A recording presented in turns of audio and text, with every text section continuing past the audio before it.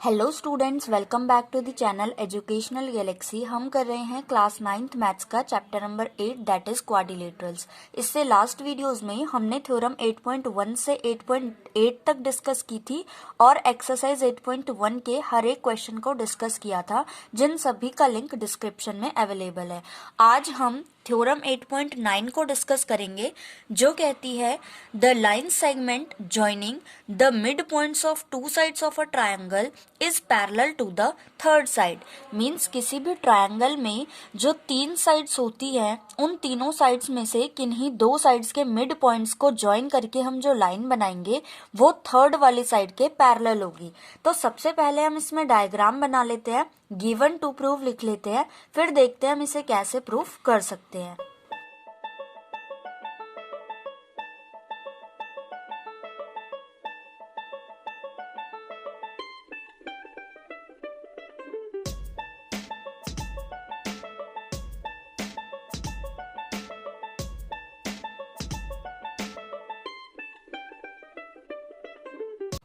So students, हमने यहाँ पर डायग्राम बना लिया है ए बी सी, जो कि एक ट्रायंगल है।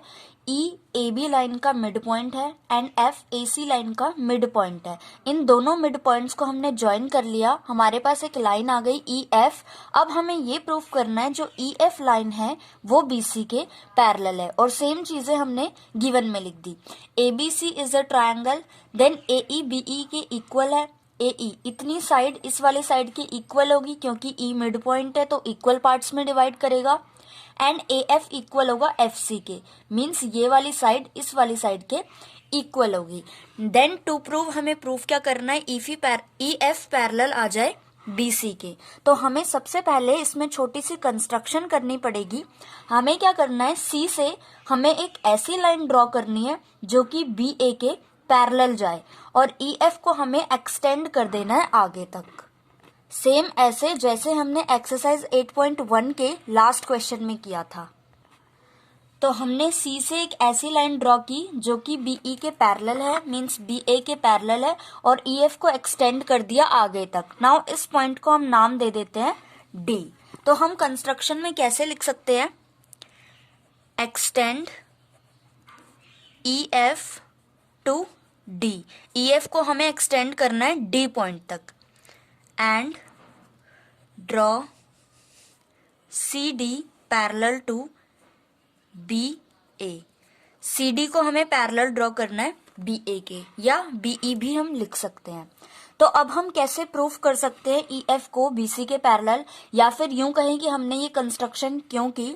तो हमने स्टूडेंट्स ये कंस्ट्रक्शन इसलिए की है ताकि हम बी सी डी ई इसको एक पैरेललोग्राम प्रूफ कर सके, और हमें पता है पैरेललोग्राम की अपोजिट साइड्स पैरेलल होती हैं, ताकि फिर हम बी सी को ई एफ के पैरेलल इजीली प्रूफ कर सके।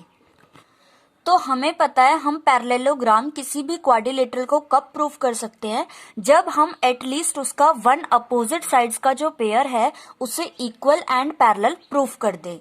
तो ये करने के लिए हम सबसे पहले दो ट्रायंगल्स लेंगे। फर्स्ट ये वाला ट्रायंगल जो हमें दिख रहा है छोटा सा, एंड सेकंड ये वाला ट्रायंगल, और इन दोनों ट्रायंगल्स को हम आपस में कॉन्ग्रुएंट प्रूफ करवाएंगे। तो अब हम प्रूफ करना स्टार्ट करते हैं।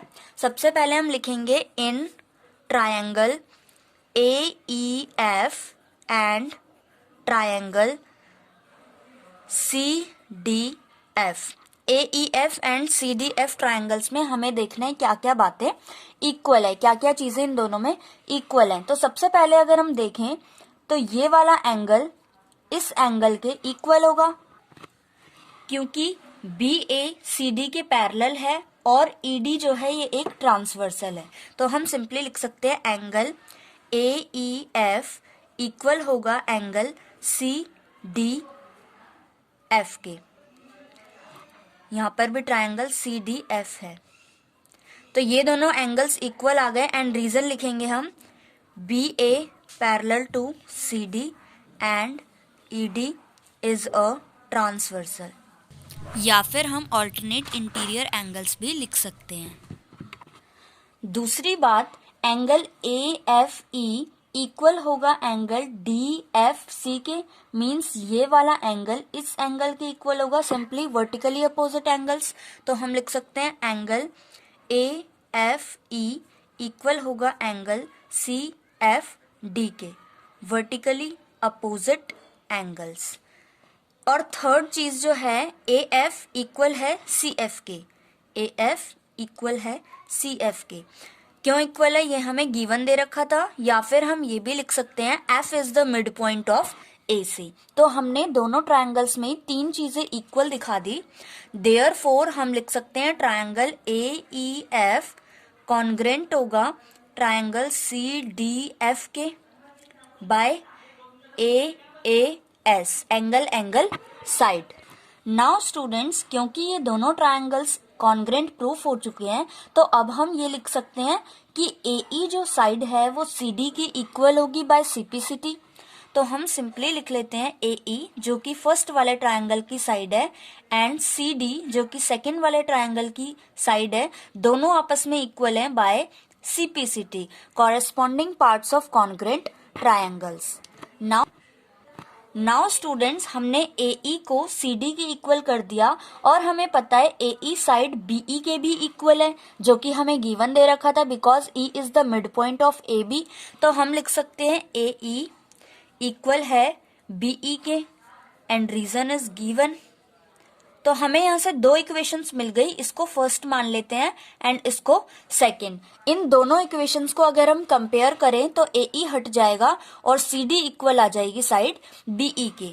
तो हम लिख सकते हैं from first and second equation CD equal है BE के, CD साइड जो है वो BE के इक्वल आ गई, CD मीन्स ये वाली इक्वल आ गई BE के। और दूसरी बात, हमने पहले से ही कंस्ट्रक्शन में क्या किया था, CD को पैरेलल ड्रॉ किया था BE के, मीन्स ये जो क्वाड्रिलेटरल है BCDE, इसका वन पेयर जो अपोजिट साइड्स का है वो इक्वल भी आ गया एंड पैरेलल भी आ गया। तो इस चीज को हम लिख किस तरीके से सकते हैं वो देख लेते हैं। हम लिख सकते हैं, ये वाला तो हमने प्रूफ कर दिया। नाउ CD पैरेलल है BE के फ्रॉम कंस्ट्रक्शन, क्योंकि हमने कंस्ट्रक्ट ही ऐसे किया था, दो चीजें आ गई। देयरफॉर अब हम लिख सकते हैं quadrilateral BCDE is a parallelogram because it's one pair of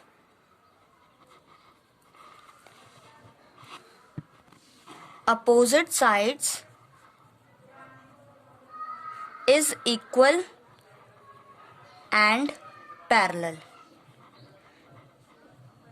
क्योंकि भाई BCDE जो क्वाड्रिलेटरल है इसका वन अपोजिट साइड का पेयर इक्वल एंड पैरेलल आ गया, इसीलिए क्वाड्रिलेटरल BCDE अब एक पैरेललोग्राम बन गया।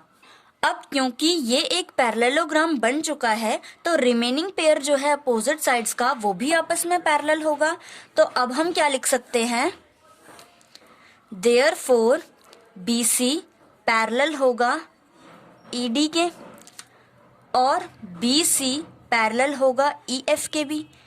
ED बड़ी लाइन है, EF हमने छोटी कर दी। जब BC ED के पैरेलल है इसका मतलब BC EF के भी पैरेलल होगा, यही तो हमें प्रूफ करना था। Hence proved।